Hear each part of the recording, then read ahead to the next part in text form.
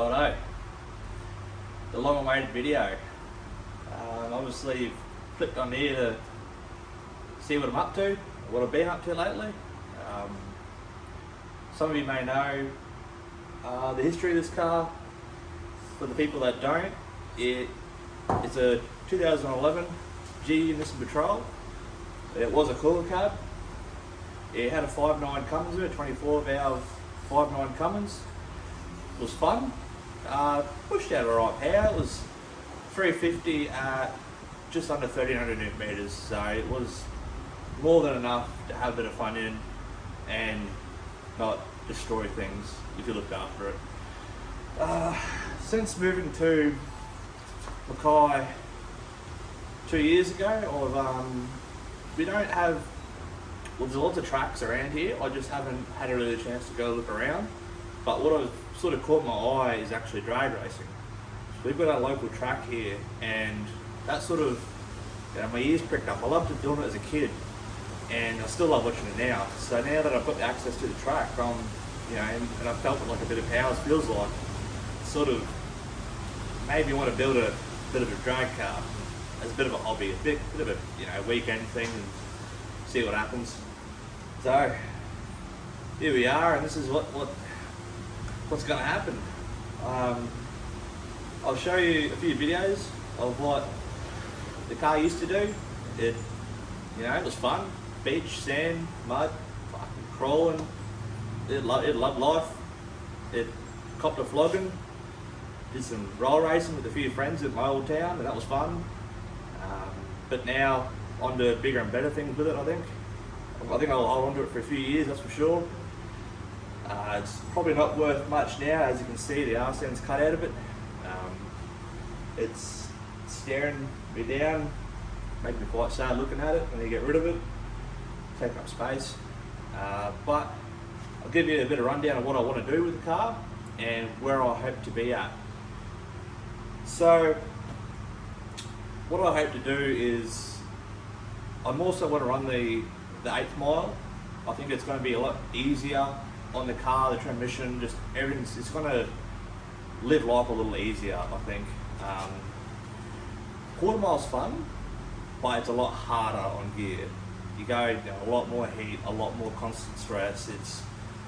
I think if I was going to do quarter mile, it's going to be, it's not going to be full time. It's going to be every now and then, special expedition events here and there.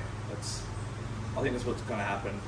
But for now, I think I want to do 8th mile, and eventually I would like to get down to the 550s.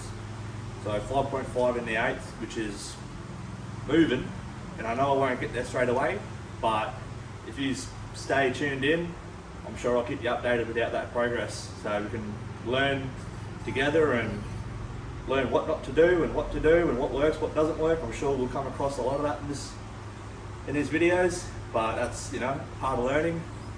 I'm no expert with what I do. I'm just a diesel fitter. I'm not a boilermaker. I'm not a fabricator. So don't go too hard on me. I'm learning as we're going. So if I'm gonna make mistakes, I'm just gonna straight up say that I'm gonna make mistakes. I'm gonna have to redo things, and that's expected. I don't want to, but it's just what's gonna happen. So what's going to happen now is I've got plans for this car to do the 550 in the 8th. It's going to have a 4-link rear end with a 9-inch from Pro 9 with a 40 spline floater axle. The 4-link I've got from Pro 9 as well. The bloke over there is great to deal with. He's excellent to deal with. I had a little incident with shipping, rang him up straight away. Yep, no worries, he sent me the missing parts the next day. It was bloody easy to get onto. He's great to deal with. I'll leave a link to his website down below down below, just so you can check out. So what I want to do is, I've got the 4-link here already. I'll sort of show you what I mock up. I've already cut about roughly 12 inches from the back of the cab back, and I've cut from there dead on, which is basically right where that radius mount is anyway. So, and I want to try retain the factory wheelbase if possible. I know it's going to be a little shorter, I believe, but it shouldn't be. You know, by looking at it, you wouldn't even notice the difference. But anyway, 9-inch rear from Pro 9, fabricated 9-inch, 4-link. Obviously, I'm sitting on a set of World Racing Alpha 1 Pros. They're 15 by 10 wide on a set of 315 Mickey T's on radials. It's going to be fun. A high horsepower diesel with radials. It's probably another thing that I didn't mention about the motor actually. The motor I want to do in this is a 24 valve 6.7 litre Cummins. So I plan to, you know, the people in the States, they're doing amazing work at the moment with those motors. They're, you know, Australia's about 10 years behind the US at the moment, and it shows because they're doing amazing things with these motors in the US. So I sort of hope to bring some of that knowledge and experience over to Australia, and hoping we can sort of close that gap and share our knowledge and just have a lot of fun doing it, I reckon. The transmission I plan to use is a Turbo 400. What I plan to do with the motor and the transmission, I don't want to buy something that's already built. I want you to take yous on that journey of stripping it down, cleaning it, decking it, and doing everything properly, and building it back up to, you know, within budget. I'm not made of money, you know, I don't have a castle here, but, you know, I'll build it to what I think might be alright to my standards, and, you know, we'll see what happens. Obviously, you'll be along for the journey, so whatever breaks, we'll just keep fixing it until we get to that point where we have a solid base. Obviously, I'd like to overbuild first, so I don't, you know, obviously overbuild it for what it's capable of, but that's, again, that comes with a cost, and, you know, it's got to harmonize. You got to draw a line somewhere, so we'll see what happens, see how far we get. With the chassis side, I plan to run a tubed rear end on it, so it's where it's cut now, it's going to go from there to a tube rear end. So it's going to be all chromoly tubing, inch and 3/4, inch and 5/8 tube chromoly tubing back, and I'm going to do the same for the firewall front. So on the firewall, where the chassis is on the firewall, it tends to come out, like it tends to, I mean, it's a bit of a weird shape, but right where that bend on the firewall is, I'm going to cut there, and that's where I'm going to extend my tube chassis forward. So all that front end's going to be tubed. All the insides of the guards are all cut out, or going to be cut out. Everything's, you know, the bolts, the bonnet's going to be clip on and clip off, easy as to take off or not to work on. Car's going to be low, so it's going to be easy to work on.